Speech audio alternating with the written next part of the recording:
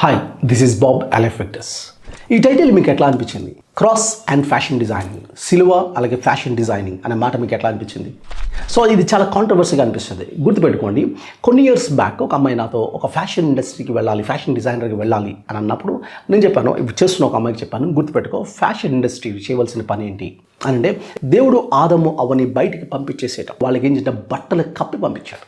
పాపం వల్ల ఏమవుతుందో, దేవుడు ఎందుకు బట్టలు ఇచ్చాడు? కప్పాడు, పార్ట్స్ని కప్పాడు. ఎందుకంటే ఖచ్చితంగా ఈ బాడీస్ని వీళ్ళు బయటికి వెళ్తే ఎక్స్ప్లాయిట్ చేస్తారు.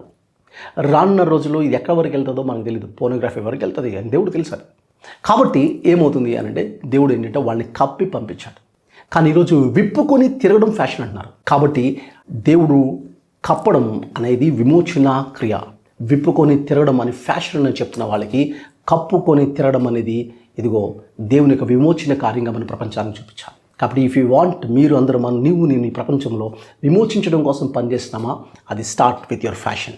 ఎస్పెషల్లీ ఇక్కడ కూర్చొని చాలామందికి యంగ్స్టర్స్ చెప్తా ఉన్నాను, గుర్తుపెట్టుకోండి, మీ ఫ్యాషన్, ఎస్పెషల్లీ గర్ల్స్ చెప్తున్న మాట ఏంటంటే, మీరు బాడీస్ని కవర్ చేసుకున్నారా, ఓపెన్ చేసుకొని మాట్లాడతారు. ఫిల్మ్ ఇండస్ట్రీ ఓపెన్ చేసుకొని చూపిస్తూ ఉంది. ఎంత వల్గారిటీ, ఎంత విచ్చలవిడిగా డ్రెస్ చేసుకుంటే, ఎంత అవయవాలు చూపించుకుంటే అంత ఫ్యాషన్ అంటున్న ప్రపంచానికి విమోచన అంటే ఏంటో మీకు చూపించాలి. అందుకని వెన్ క్రియేటర్ కవర్డ్ యూ, సృష్టికర్త నిన్ను కవర్ చేసినప్పుడు, who are you to expose in the name of fashion? Fashion పేరిట ఎక్స్పోజ్ చేయడానికి దేవునికి హక్కు ఇవ్వలేదు. నువ్వు విమోచించాలి.